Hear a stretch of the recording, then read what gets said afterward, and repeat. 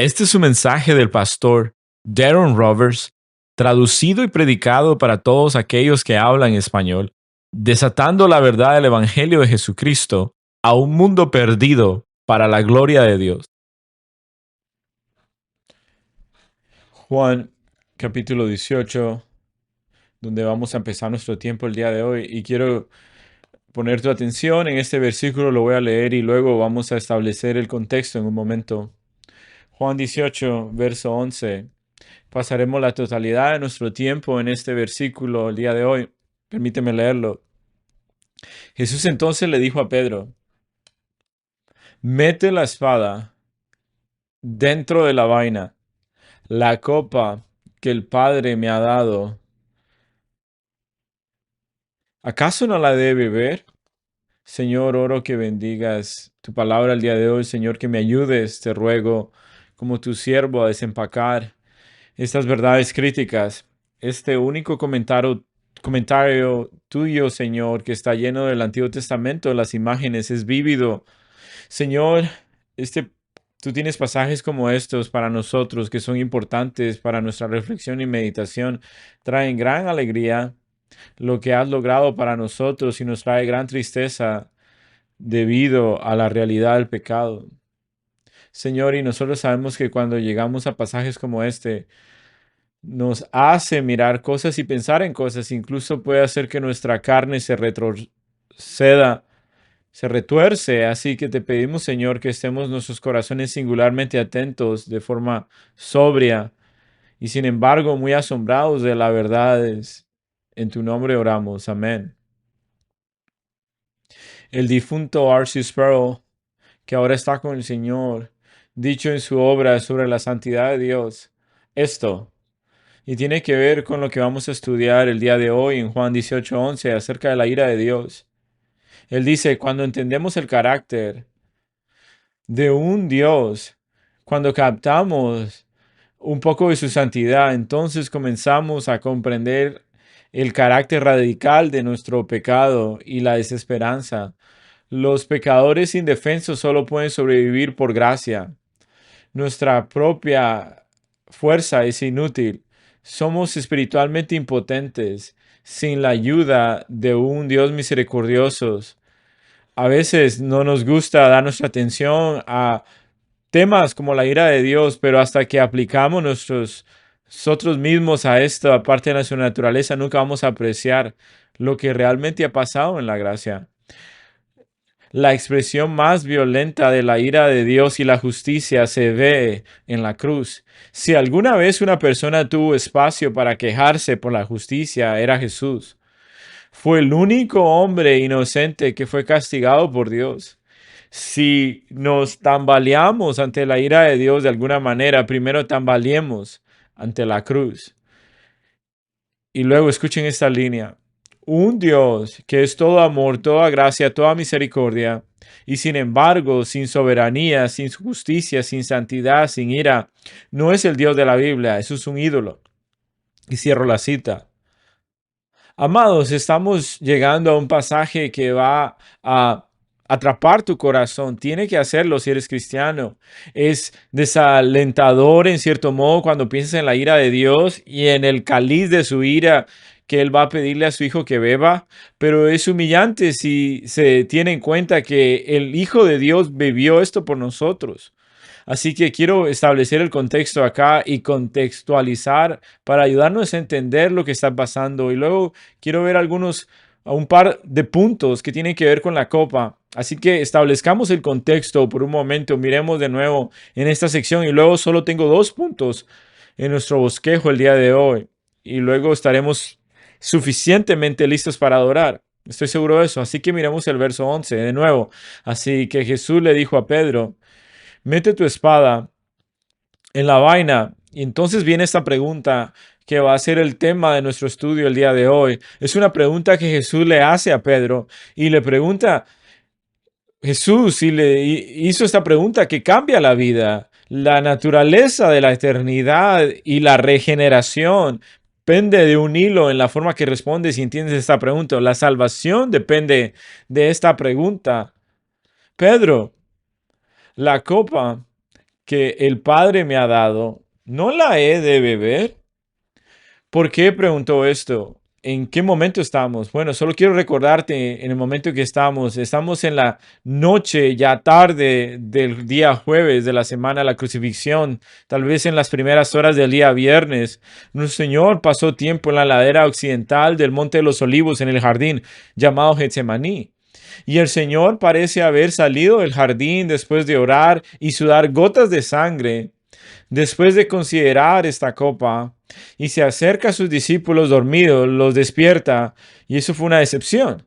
Y en el momento en que Él los despierta y ellos salen de su sueño, y Él ha salido del jardín, los guardias, la guardia romana, Judas, se acerca, y recuérdense en el verso 4, el Señor está haciendo una emboscada. No puedes emboscar la omnisciencia como aprendimos la semana pasada.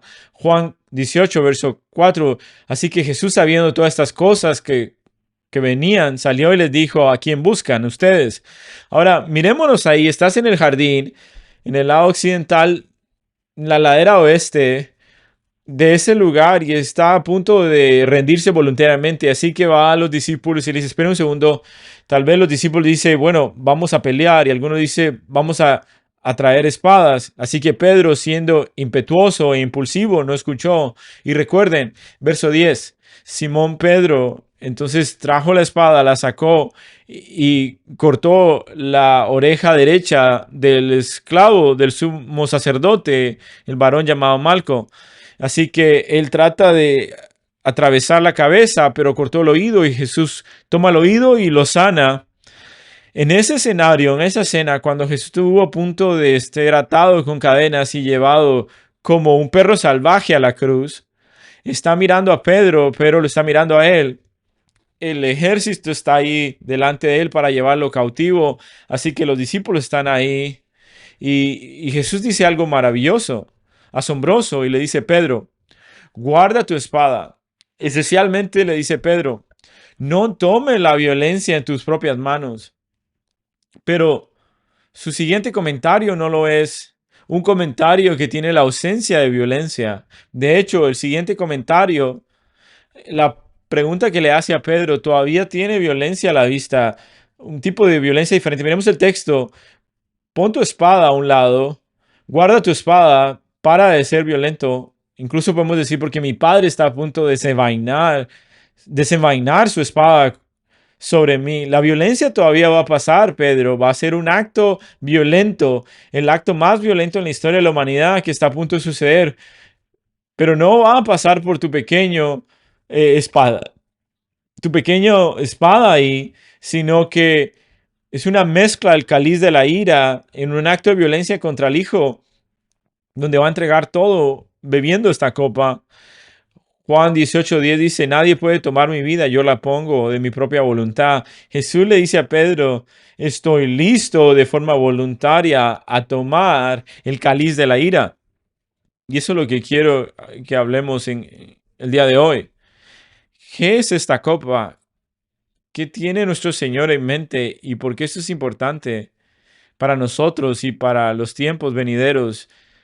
Si tú hubieras visto esta parte, la crucifixión, y pensar que es la peor parte, el sufrimiento de hoy va a ser importante para ti, porque vas a apreciar mucho mejor y más, de forma más grandiosa, todos los ingredientes de la copa de la ira de Dios.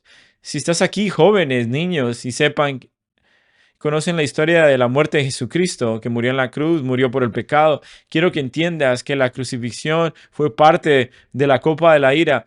Pero todo lo demás que bebió, todos los ingredientes de eso, necesitas entender lo que fue para el Hijo de Dios tomar el cáliz de la ira, que el Padre se lo entregó y bebió hasta el fondo. ¿Qué significa esto? Que beba la copa.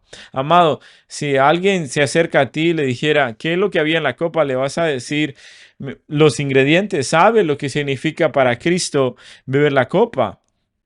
Eso es lo que vamos a hablar el día de hoy. Así que solo tengo 2 puntos, y ambos serán teológicos, y los voy a hablar de eso. Ese es el primer punto. Y todo lo que voy a hablar tiene que ver con la copa que el Hijo bebió, que le fue dada por el Padre. Noten, le voy a decir el punto primero: beber la copa fue la única petición donde Jesús vaciló, dudó en obedecer. Beber la copa fue la única petición que Jesús dudó en obedecer. ¿Alguna vez has pensado en eso? De todas las cosas que el Padre le pidió al Hijo, de todas las cosas que Dios el Padre le dijo al Hijo que hiciera, nunca dudó de nada, nunca tambaleó, vaciló, ni por un momento se detuvo a preguntarse si realmente podría hacerlo y pensar qué comprometido estuvo Jesús con la obediencia. Juan 4:34, mi alimento es hacer la voluntad de mi Padre. Juan 5:30, no hago nada por mi propia iniciativa, sino por la voluntad del que me envió. Juan 6:38, he bajado del cielo no para hacer mi propia voluntad, sino la voluntad del Padre. Juan 8:29, cualquier cosa que Él me diga que debo de hacer, la he hecho, lo que es agradable a Él. Una vez y otra vez, Jesús siempre está en una misión, siempre está en la tarea, e incluso en nuestro pasaje, Él está resuelto para que cuando llegue al versículo 11, míralo, guarda tu espada, Pedro. La copa que el Padre me ha dado, ¿no la he de beber? No la beberé, inclusive documenta quién es el que le hace a él beber la copa. Amado, ¿quién le da a Jesús la copa? El Padre. El Padre le da al Hijo la copa. Piensa en eso por un momento. Nunca hubo algo que el Padre le pidiera al Hijo hacer que hiciera y probablemente deseaba poder recuperar más de esto y pedirle al Hijo que tomar toda la copa de su ira y nunca hubo nada que el Hijo se resistiera a hacer excepto por tomar la copa. Pero acá en el final del 11, Jesús no duda, está listo, está decidido, está listo para beber la copa. De hecho, interesante, si miramos el verso 11, dice, la copa que el Padre me ha dado es un tiempo perfecto, un presente perfecto. Significa que eso ha sido dado, es la misión en la eternidad pasada. Siempre fue el plan para que Él todo tomara hasta el final por los pecadores, para que fueran libertados. Pero, solo por un momento, haz la transición de tu mente del versículo 11, solo unos pasos atrás, solo unos minutos atrás. ¿Recuerdas que el Señor Jesús en el jardín de Getsemaní, en el huerto de Getsemaní, de todas las cosas que el Padre alguna vez le pidió y él nunca dudó o vaciló para hacerlo, beber esta copa fue lo único que Jesús, inclusive en su humanidad, estuvo en un lugar de absoluta desesperación ante su Padre? Miren Juan 12, 27 y 28. Jesús hace un comentario sobre la angustia de su alma cuando considera la copa. Miren Juan 12, 27. Ahora mi alma está turbada. ¿Y qué voy a decir? Padre, sálvame de esta hora. Pero para este propósito vine. La hora que él está hablando de la hora en la que ha de beber toda la copa del Padre. Mateo 26, 39, escúchalo. Padre mío, si es posible, deja que esta copa pase de mí. Marcos 14, 36, el mismo escenario. Abba, Padre, porque todas las cosas son posibles para ti. Podrías simplemente escuchar, pasa de mí esta copa, que no se haga mi voluntad sino la tuya. Amado, lo que esté mezclado en esta copa, en este cáliz, cualquier que sean los ingredientes, eso hace que el Hijo dude y vacile, no quiera hacerlo. Ahora vamos a ver en Lucas 22, de forma rápida, vamos a ver esta escena en el huerto de Getsemaní. Lucas 22. Quiero que lo veas en este momento. No te equivoques, Jesús no era un pecador. Pero no te equivoques, Jesús se mostró reacio.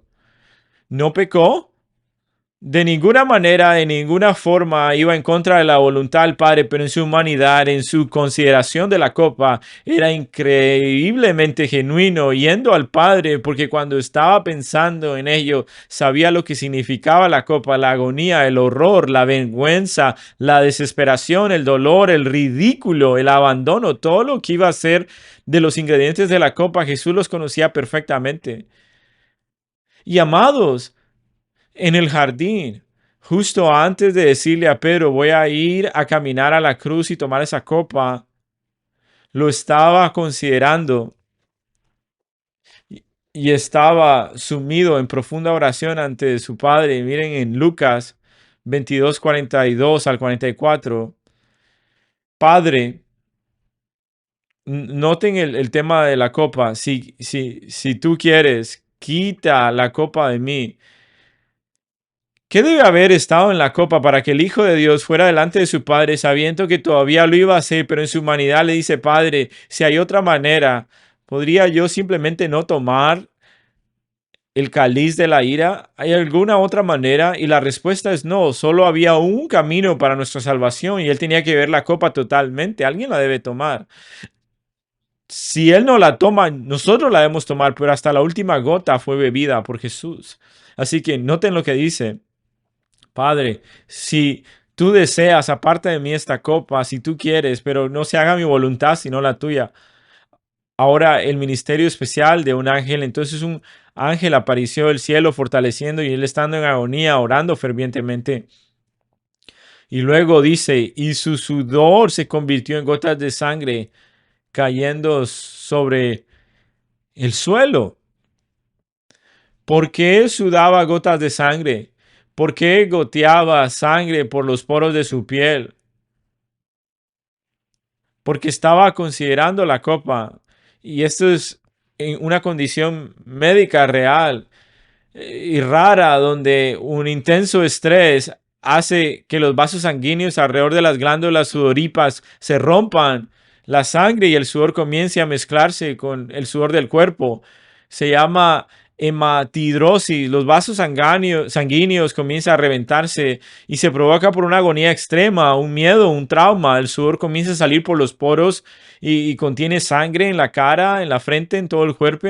Amados, creo que a veces subestimamos el aspecto de Jesús después de considerar la copa. No se parecía al hombre que una vez fue considerado un campesino de Galilea o Nazaret que estaba en el templo. Tú tienes que poner en los ojos de tu mente que él estaba en el jardín, emerge. Miren la sección acá en el verso 45, cuando se levantó de la oración, se acercó a los discípulos, quienes se encontraban durmiendo de tristeza, y les dijo, levántense a orar para que no caigan en tentación. Verso 47, mientras él todavía hablaba, la multitud llegó. Él no fue a cambiar su ropa estaba empapada de sangre y sudor. Así que imagínense al Hijo de Dios con la cara roja, ensangrentada por todo el cuerpo. No es un hombre que parecía lo que había visto en el templo, él parecía como un guerrero que acababa de salir de la batalla. Su ropa estaba empapada de sangre, la sangre corría por él. Y su piel y el cuero de la sandalia probablemente empapado de sangre. Esto es un soldado empapado en sangre en su última marcha por la obediencia. Y lo que causó tal trauma es toda su humanidad fue simplemente reflexionar en la copa. Y le pedí a Daniel al final del servicio hoy que volviera a cantar la canción No es mi voluntad sino la tuya, porque estaba escuchándola y hay una línea ahí y solo no pude moverme cuando la escuché, lo que dice la canción. Dice que no se haga mi voluntad sino la tuya. ¿Cómo en el huerto persistió? Es posible que nunca lo sepa del todo. Así es, no lo haremos. ¿Cómo en el mundo vamos a considerar los ingredientes que estarían en la copa que él bebería y está sudando gotas de sangre? Nunca vamos a poder entender completamente cómo persistió, pero lo que podemos entender es que la única razón por la que persistió es el amor y la misericordia divino. Me refiero a la cruz de Jesucristo. Y el beber la copa es el mayor signo de exclamación si alguna vez te has preguntado si Dios te ama. Es imposible que nosotros conozcamos a totalmente el terrible peso de la verdadera obediencia, dice la canción. No, no se haga mi voluntad, sino tu voluntad. Como en el huerto insistió, es posible que nunca conozca completamente el terrible peso de la verdadera obediencia. Es interesante, para otro sermón, vamos a Hebreos 12, Jesús se convierte en el modelo de obediencia en lo que hizo en el huerto y al ir a la cruz. A apreciar lo visual de este momento, apreciar a Judas. ¿Qué habría sido para ese traidor acercarse y ver a Jesús? Se habría horrorizado. el Dios, hombre empapado en sangre, un guerrero listo para la batalla, para marchar a la cruz. Sus discípulos miraban antes de que pudieran siquiera recomponerse en esta escena. Ver al Mesías cubierto de sangre, empapado a través del sudor por su cuerpo. Y la única cosa que causó esta angustia fue la copa. Beberla es el punto. Beber la copa fue la única petición que Jesús dudó en obedecer. Es nuestro primer punto. Ahora vayamos al segundo. Ah, el segundo punto que va con el primero. Y es esto. El por qué. ¿Por qué beber la copa? Era la única petición en la cual él dudó hacerlo. ¿Por qué estaba sudando gotas de sangre por la copa? ¿Por qué estaba angustiado su alma hasta la muerte por la copa? Bueno, es nuestro segundo punto, y solo es este, es el segundo punto, es una respuesta para esto. La agonía está en los ingredientes. La agonía está en los ingredientes. Y si quieres llenar eso, la agonía de Cristo con respecto a la copa es porque los ingredientes, ¿qué es lo que había en la copa, en el cáliz de la ira que el Padre había mezclado y preparado para él? Pensemos en esto como una metáfora. Volvamos a Juan 18 otra vez. Volvamos ahí. Juan 18. Recuerden, el Padre es el que da la copa. Es la copa que el Padre le está dando. Y obviamente no está hablando de una copa física, sino que está usando una metáfora que habría sido resultado familiar, una imagen de palabras. El típica copa o cáliz que se usaba en el hogar llenaba alrededor de 8 a 10 onzas, pero la copa probablemente, el cáliz de Cristo estaba hablando, se habría usado durante el tiempo de la Pascua, se usaba durante festivales religiosos y comidas, a menudo eran grandes, como de 25 onzas, más o menos contenía típicamente vino que mezclaba con ellos y se fermentaba y luego lo bebían como una bebida típica. Ahora, lo que es interesante es que esta copa de la ira estaban usado para celebraciones, o en el Antiguo Testamento habla de una copa de la ira de Dios. Habla de esto, pero el énfasis no es en el gozo, en una fiesta o un festival, es en lo que acabo de decir, ira. Está hecho y compuesto de los ingredientes que forman la ira de Dios, su enojo que viene de su carácter justo en contra del pecado que no se ha pagado. La ira de Dios es lo que llena la copa, el cáliz de la ira.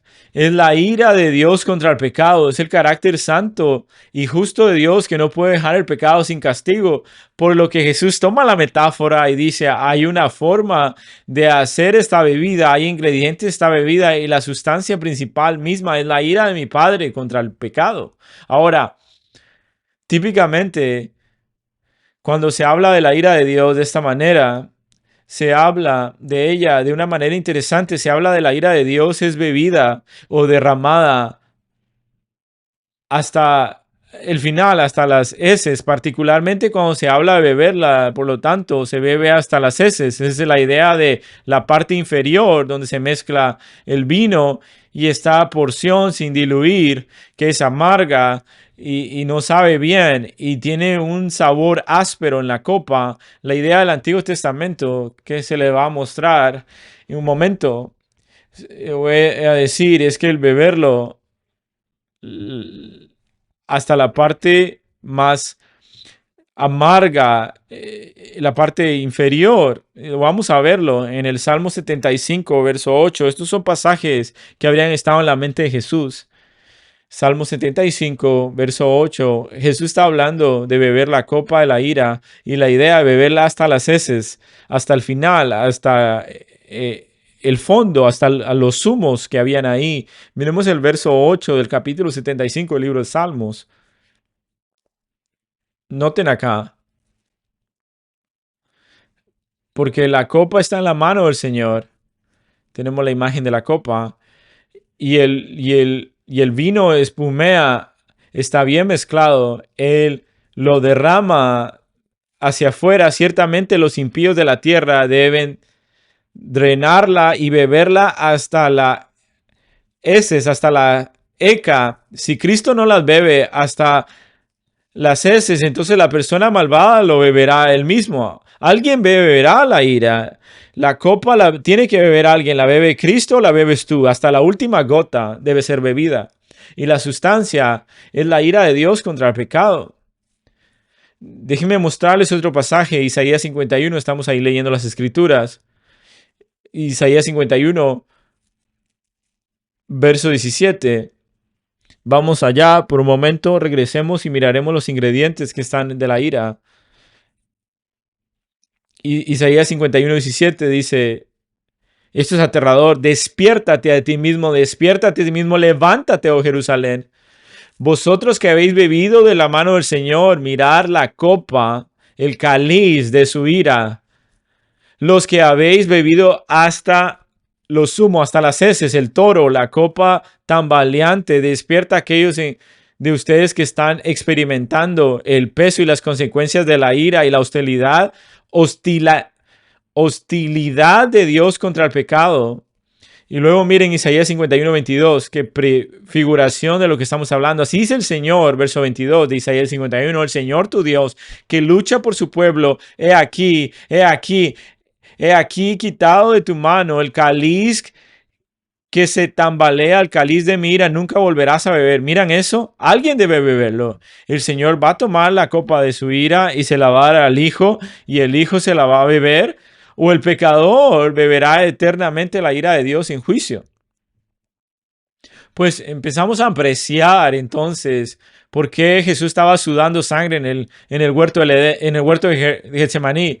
Y vemos la ira eterna de Dios de forma simultánea siendo derramada sobre él, y él la está bebiendo hasta la última gota, hasta las partes más amargas. Juan Calvino dice esto. Cristo declara que no rehúye el sufrimiento porque está persuadido de que es la voluntad de Dios. Él lo llama una copa por esta razón, porque el Padre lo ha medido para él. Esto es una lección de humildad. Regresemos a Juan 18 ahora. Ahora, amados, con eso en mente, si la copa está hecha de ira, ¿cuáles son los componentes de la ira? ¿Cuáles son los ingredientes de la ira? ¿Qué es lo que hay en la ira? Sí, la ira de Dios es contra el pecado, pero ¿cuáles son esos? ¿Por qué Él está enojado contra el pecado? ¿Y qué es lo que significa para Cristo de forma específicamente? ¿Cuáles son los ingredientes que compusieron el cáliz de la ira, la copa de la ira? Volvamos al 18:11, solo para mantener nuestra mente donde estamos parqueados. Pon la espada en tu vaina, pero deja de caer en tu propia violencia, porque el Padre está a punto de darme una copa de violencia. No beberé yo la copa y beberla hasta la última gota, hasta las heces. Y él está citando el Antiguo Testamento, refiriéndose a la ira de la copa del Antiguo Testamento. Así que, ¿cuáles son los ingredientes de la copa? Pensémoslos, tengo 7. Así que veo que te engañé. Son 2 puntos y 7. Esto es una lección de humildad. Primer ingrediente que está en la copa de la ira. Humillación pública y la angustia de la crucifixión. No simplemente puedes poner el primer ingrediente en la crucifixión. La humillación pública y la angustia de la crucifixión. La crucifixión es parte de la ira y la copa de Dios. No se equivoquen, a medida que ves los últimos 6 puntos después del primero, te vas a dar cuenta que cada 6 puntos acompaña al primero, y me da una mayor apreciación de lo que Cristo asumió en la cruz.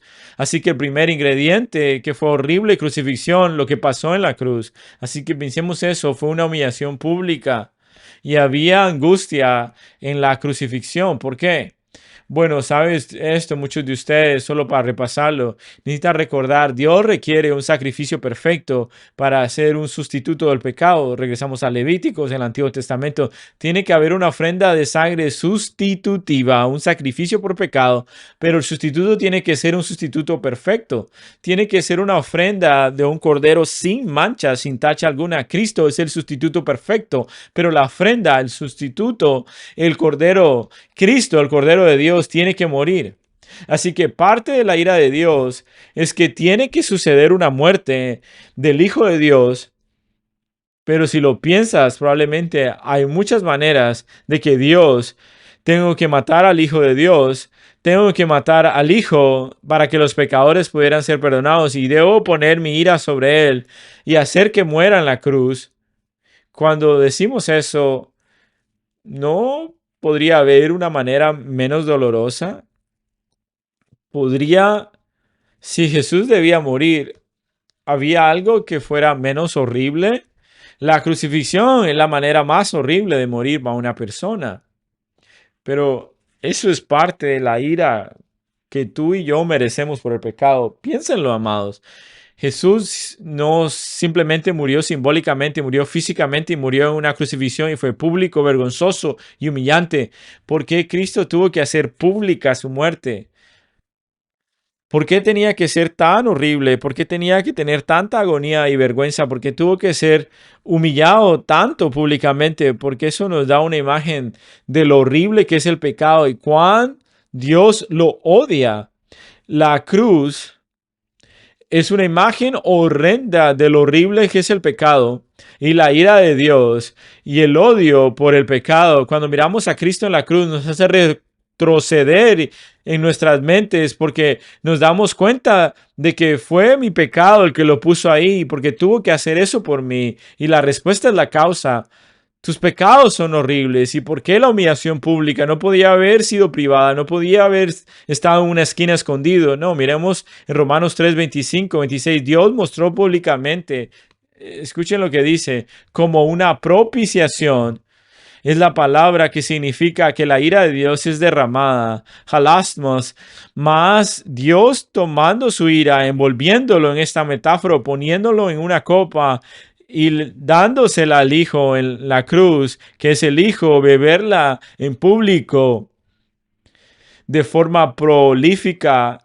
Es un espectáculo pavoroso para que todo el mundo vea cuánto Dios odia el pecado y cuánto cuesta el pecado. Es mi ira, es la ira de Dios contra el pecado que le dio la copa al Hijo y es vergonzoso porque es un Dios santo. Sin embargo, la cruz también tenía que ser pública y la cruz también tenía que ser prolífica. La cruz también tenía que ser una exhibición pública porque es la forma en que Dios podría mostrar tan horrible y horrendo que es la naturaleza del pecado en la copa de su ira. La naturaleza pública, la crucifixión muestra abrumadoramente, pero muestra su amor. Mira lo que Dios hizo por mí. Bebió la copa en la crucifixión de la ira del Padre públicamente y avergonzado. Totalmente es un acto de amor por mí. Así que un ingrediente de la cruz es la naturaleza pública, vergonzosa y horrible de la cruz. Angustia, vergüenza y horror. Y es interesante, los discípulos en Marcos 10, ellos piensan que son verdaderos peces gordos y le dicen a Jesús, Marcos 10, Santiago, Jacobo y Juan, le dice, queremos hacer todo lo que nos pidas. Y le dice, hey Jesús, tenemos una solicitud, de hecho, vamos a solicitar y esperamos que lo hagas.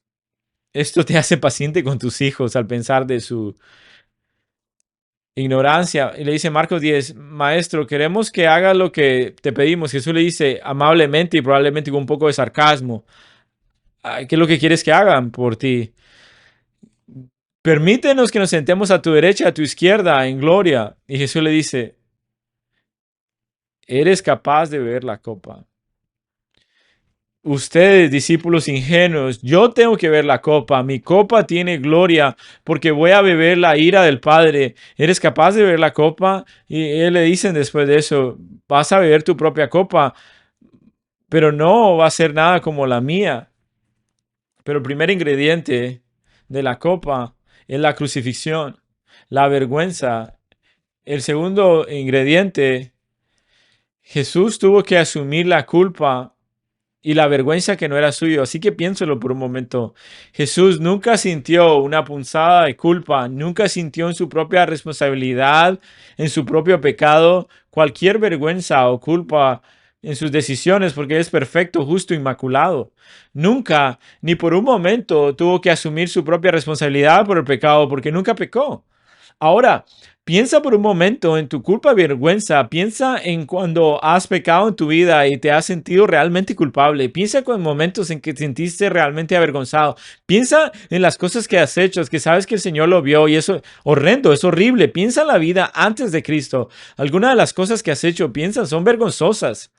Y la presión que sentías ahora después de conocer a Cristo, la suciedad, la angustia de alma que sentías, piensa en la culpa que pesa sobre tu conciencia. No te quiero decir que vuelvas a vivir tu pecado, sino que te des cuenta que había una realidad espiritual de culpa y vergüenza. Viene sobre nosotros debido al pecado. Ahora imagínate nunca hacer nada que mereciera eso. Y no solo asumir la culpa y la vergüenza de una persona, de 2 o 10 en la habitación. Imagina miles de millones, billones de vergüenza y culpa puesta de forma simultánea sobre ti. Ese es un gran problema. Es un gran cáliz de ira para beber. Y no solo bebiste una parte, sino hasta la última gota de culpa, vergüenza, remordimiento y desesperación. Piensa en la ansiedad que viene con el pecado, la depresión que viene con el pecado, la desesperación que viene con el pecado. Ahora, miles de millones de almas que vienen al mismo tiempo, todo armonizado en una copa de ira y dárselo a beber al Hijo. Y tuvo que beberlo hasta la última gota amarga en la cruz porque la ira del Padre estaba contra todo ello. Billones de almas. El peso y la culpa de pecado han caído sobre ti. Una conciencia culpable, no solo la suya propia, sino no su culpa, porque él era sin pecado, sino mi culpa sobre él. 2 Corintios 5:21. Él lo hizo pecado el que no conocía pecado, solo para que él fuera pecado en nuestro favor.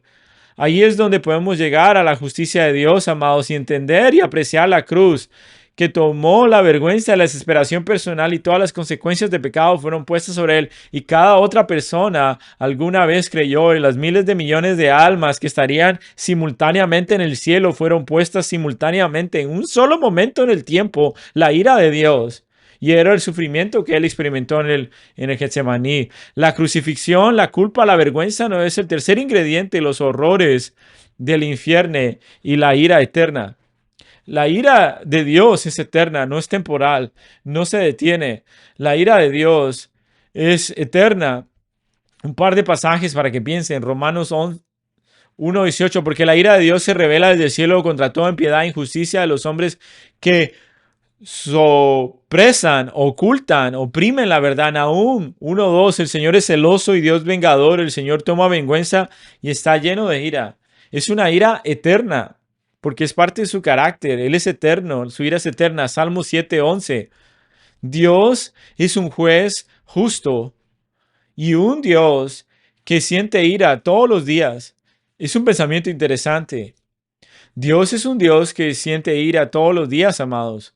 Amados, el infierno es un lugar donde un alma nunca muere, va a una muerte interminable, en una eternidad sin fin, donde la ira existe eternamente y nunca se extingue.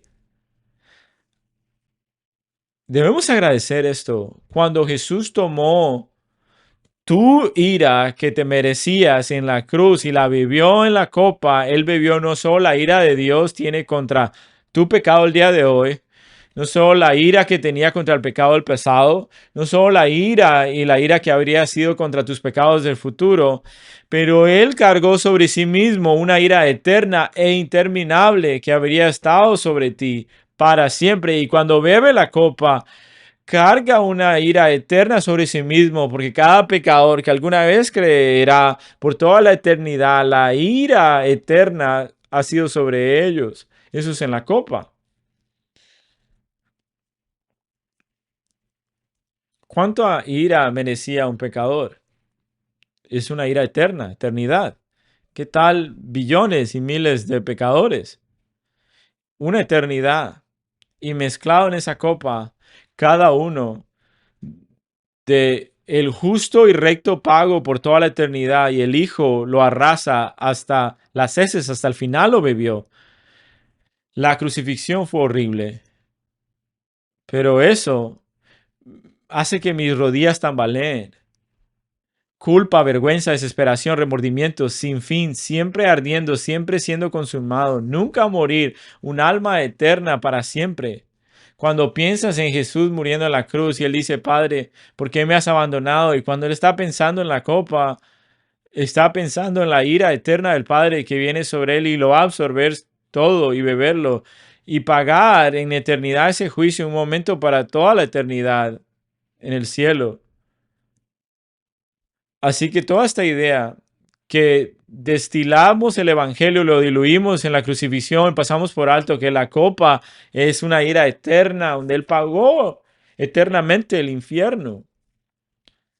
Billones de pecadores, como dice John Stott, no solo el arrebato caprichoso de una furia incontrolada, es la firme determinación judicial de un Dios santo de castigar el pecado y la indiferencia, y Cristo lo bebió todo hasta el final sin dejar una sola gota para beber. Martín Lutero, él vació la copa de la ira de Dios hasta dejarla completamente seca, dejando nada más que misericordia para que bebiéramos. Son tres ingredientes: crucifixión, culpa y vergüenza, horrores de ira eterna. El cuarto ingrediente, ser desamparado y abandonado por el Padre. Escuchemos a Mateo 27:46. Y alrededor de la novena hora, Jesús clamó a una gran voz diciendo, Dios mío, ¿por qué me has desamparado? Alguien me dijo hace poco que escuchó esta frase, que en la cruz, cuando Jesús estaba tomando la copa de la ira del Padre, era la primera vez que Dios se sentía solo. Eso es profundo. La comunión eterna entre el Padre, el Hijo y el Espíritu Santo, la unidad eterna de la Trinidad, el amor eterno, la dicha eterna y todo. En ese momento Dios el Padre no podía mirar el pecado, así que le da la espalda al Hijo, la copa de su ira, y el Hijo la bebió y totalmente abandonado en ese momento. Es lo que dice, ¿por qué me has abandonado en su humanidad? Porque Él sabe por qué ha sido abandonado, porque si Él no hubiera sido abandonado, tú serías abandonado. Es la primera vez que Dios está solo. Y es porque el cáliz de la ira es solo suyo para beber. Así que cuando lees pasajes como Filipenses 2, que nos dice que Él fue obediente hasta el punto de la muerte, incluso la muerte en la cruz, ¿te acuerdas que por ese amor por ti tenía una copa y beberla a solas? Desamparado y abandonado por el Padre. Es el cuarto ingrediente del cáliz de la ira. El quinto ingrediente, el ser aplastado en su espíritu. Y leímos en la lectura el día de hoy, Isaías 53. Pero Él fue traspasado por nuestra transgresión y Él fue aplastado por nuestras iniquidades. Sobre Él fue el castigo de nuestra iniquidad y en sus heridas somos curados y el pago por nuestra paz. Él fue aplastado en su cuerpo. Él fue despedazado y destrozado en su alma.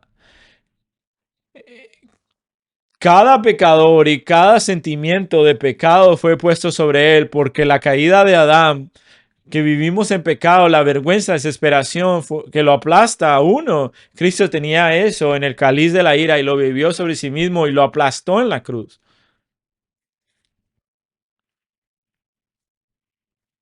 El Espíritu fue aplastado porque pudiera tener vida eterna. ¿Podríamos nosotros alguna vez adorarlo lo suficiente? ¿Podríamos estar lo suficientemente agradecidos? No. Número 6. ingredientes. También tomó sobre sí mismo la maldición de la ley, Gálatas 3:13, la maldición de la ley. Cristo nos redimió de la maldición de la ley al convertirse en maldición por nosotros, porque está escrito, porque maldito cualquiera que cuelga de un madero. Y esta es la maldición que está sobre nosotros porque hemos quebrantado la ley por desobediencia. Así que miremos nuestra vida por un momento. Todos nosotros, uno a la vez, todas las maneras en que he roto y violado la ley, quebrantado la ley de Dios, como dice la Escritura, estoy bajo la maldición de romper la ley de Dios y soy culpable. Y soy maldito porque la ley no me puede salvar y estoy bajo esta maldición porque solo la gracia me puede salvar. Ahora tomamos todos estos pecados, todas las desobediencias y cientos y billones de almas y maldición de su desobediencia en la cruz, la maldición de la ley y la ira de Dios contra el pecado y la maldición que fue puesta sobre la copa. Y Gálatas 3 dice esto. Se colgó en un árbol por ello. Ahora, número 7. Tuviste la humillación pública, la crucifixión, la culpa, la vergüenza, el horror del infierno, la ira eterna, desamparados y abandonados, el aplastamiento de su espíritu, la maldición de la ley y lo último, la muerte. La muerte es el enemigo final. ¿Saben lo que Jesús tomó sobre sí mismo? Muerte, muerte como consecuencia de la caída. Pero la muerte no solo viene, amados, pero viene con la parte de estar moribundo, el sufrimiento, la parte de angustia, la parte de horror. La crucifixión fue su propia muerte. Pero piensa en esto. 1 Corintios 15 dice esto, que Cristo, cuando Él muera y luego su resurrección, dice, la muerte fue tragada por Él en victoria. Oh muerte, ¿dónde está tu victoria? Oh muerte, ¿dónde está tu aguijón? Y escuchamos 2 Timoteo 2:10, porque la aparición de Jesucristo, quien abolió la muerte, puso fin a la muerte e introdujo la inmortalidad. Así que vemos en Romanos 6:9, sabiendo que Cristo ha resucitado de entre los muertos para no morir nunca más por la muerte. Amados, el dolor y el sufrimiento físico es importante, pero todos nosotros moriremos y tendremos un proceso de muerte y dolor, sufrimiento, hostilidad. Todo esto es el resultado de la caída del pecado. Todo esto es por el juicio de Dios. Llega a los pecadores cuando mueren, así que imagina cada elemento de la muerte. Y he visto personas muy piadosas que han tenido momentos horribles. Aman al Señor, pero están muriendo, fue horrible y el pecado trajo muerte y la muerte es mala, el cáncer es malo. Todas estas cosas traen circunstancias horribles a las personas. Los efectos de eso es porque vivimos en un mundo caído en el pecado. Así que era lo que había en la copa, los efectos, la naturaleza horrible de toda la humanidad, teniendo que lidiar con el derramamiento de la muerte como resultado del pecado. Billones de personas poniéndose sobre el Hijo. Y miren lo que hizo, conquistó la muerte, murió para que nosotros no tuviéramos que morir. Él bebió la copa para que no tuviéramos que beber la copa. Todos los ingredientes, Él la bebió, cada uno de ellos, para que ustedes no tendrían que hacerlo. Y te preguntas por qué estás sudando gotas de sangre. Nuestro tiempo está llegando a un final. Algunas implicaciones de esto. Tengo 2 puntos. Bebiendo la copa fue la única petición que él dudó en obedecer. La agonía de la copa está en los ingredientes.